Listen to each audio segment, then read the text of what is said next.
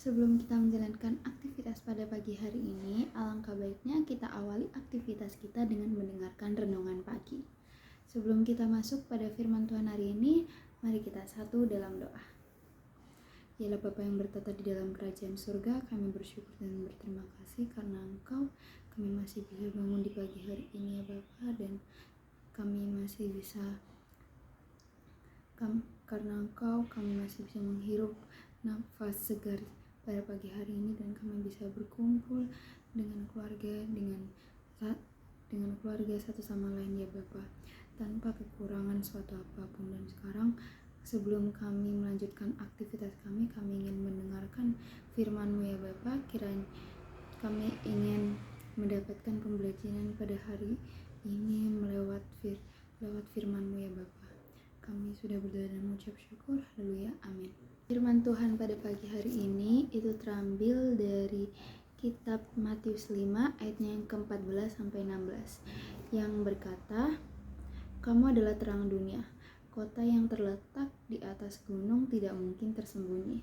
Lagi pula orang tidak menyalakan pelita lalu meletakkannya di bawah gantang, melainkan di atas kaki dian sehingga menerangi semua orang di dalam rumah itu.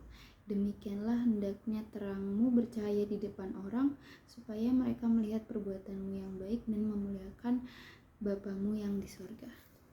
Nah, teman-teman yang terkasih, judul firman kita pada pagi hari ini itu berjudul menjadi lilin di tengah kegelapan dunia.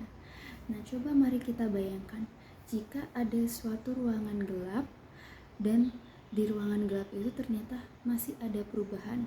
Nah, perubahan itu yaitu diambil dari sebuah lilin kecil yang menyala, yang menerangi di sekitar kegelapan tersebut. Nah, demikian juga itu seperti Tuhan yang memanggil kita untuk kita menjadi lilin atau ingin kita bersinar di gelapnya dunia ini. Nah, gelap di dunia ini itu bagaikan dosa-dosa kejahatan yang ada di dunia ini. Nah, lalu apa yang harus kita pelajari dari sebuah lilin ini? Yang pertama, lilin harus dibakar untuk bisa bersinar. Nah, sebuah lilin itu tidak akan berguna jika dibiarkan tanpa api.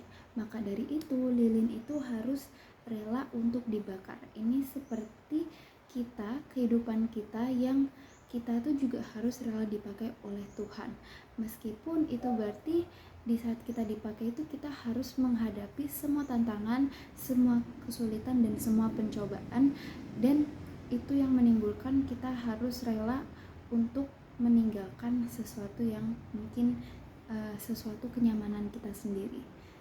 Maka dari itu kita harus mau untuk rela dipakai oleh Tuhan. Nah, ini seperti pada Roma 12 ayat yang pertama yang berkata, "Persembahkanlah tubuhmu sebagai persembahan yang hidup, yang kudus, dari yang berkenan kepada Allah." Lalu yang kedua, lilin tidak bersinar untuk dirinya sendiri. Nah, lilin ini itu bersinar untuk lingkungan sekitarnya. Nah, bukan untuk dirinya sendiri. Ini seperti hidup kita, seharusnya kita itu berdampak bagi orang-orang yang di sekitar kita. Nah, baik lewat perbuatan baik, kasih, atau kesaksian iman kita. Jadi kita harus mau untuk memberikan dampak bagi orang-orang yang ada di sekitar kita.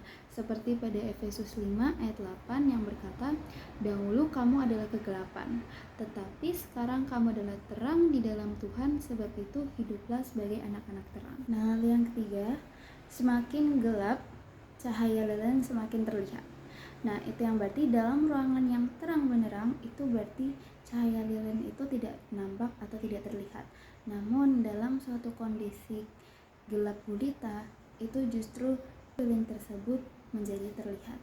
Nah, ini yang berarti dalam dunia ini yang penuh dengan kejahatan, penuh dengan ketidakadilan, bahkan banyak sekali dosa-dosa yang ada di dunia ini. Nah, di situ justru Tuhan itu memanggil kita untuk mau menyinari bagi dunia ini yang sedang ditutupi oleh kegelapan, yaitu dosa-dosa.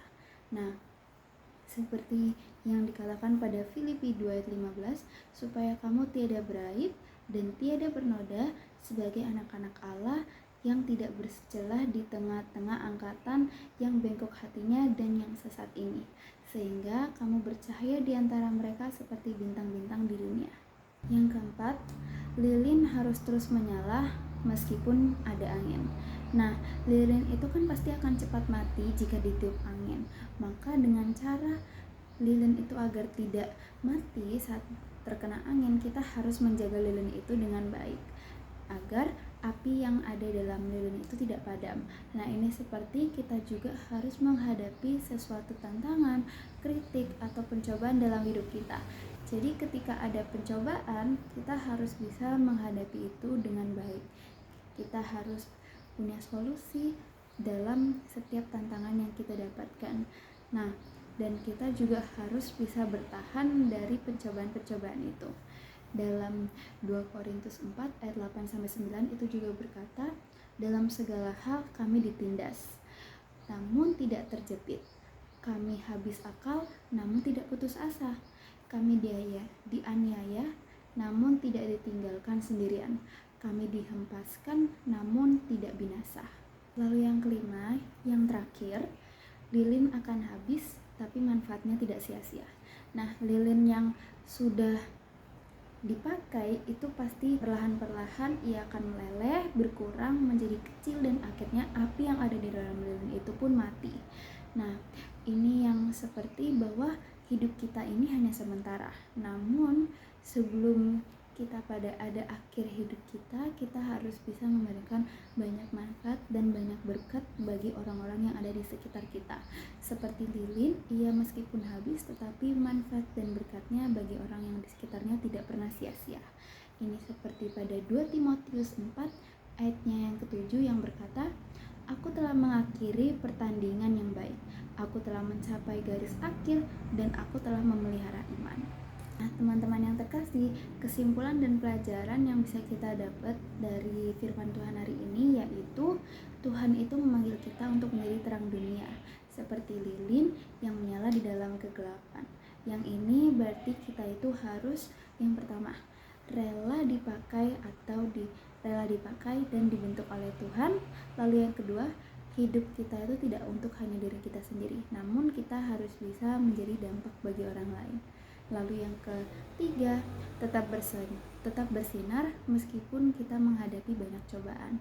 Lalu yang keempat, menyadari bahwa hidup kita itu sementara, sehingga kita harus menggunakan hidup ini dengan baik dan memberikan berkat bagi banyak orang-orang. Demikianlah firman Tuhan pada hari ini. Kiranya firman Tuhan ini bisa menjadi pembelajaran bagi kita semua. Amin. Teman-teman yang terkasih, untuk mengakhiri firman Tuhan pada hari ini, mari kita satu dalam doa. Yalah Bapa yang bertata di dalam kerajaan surga, kami sudah mendengarkan firman-Mu ya Bapa. Kami bersyukur dan berterima kasih. Kami sudah mendengar firman-Mu ini, dan sekarang kami sudah mengerti akan pembelajaran dari firman ini. Kiranya Engkau terus memakai kami menjadi terang dunia ini, dan kiranya kami juga tetap bersinar untuk menghadapi setiap tantangan, dan kami bisa menjadi berkat juga manfaat bagi orang-orang lain. Kami membawa dampak banyak bagi orang-orang yang ada di sekitar kami, membawa terang bagi dunia yang gelap ini ya Bapa. Kami bersyukur dan berterima kasih ya Bapa. Dan sekarang kami akan kembali melanjutkan aktivitas-aktivitas kami. Kiranya kami diberkati dan kiranya kami disertai tiap aktivitas kami ya Bapa dengan lancar dari awal pertengahan hingga akhir ya Bapa, tanpa kekurangan suatu apapun. Kami sudah berdoa dan mengucap syukur. Haleluya, amin.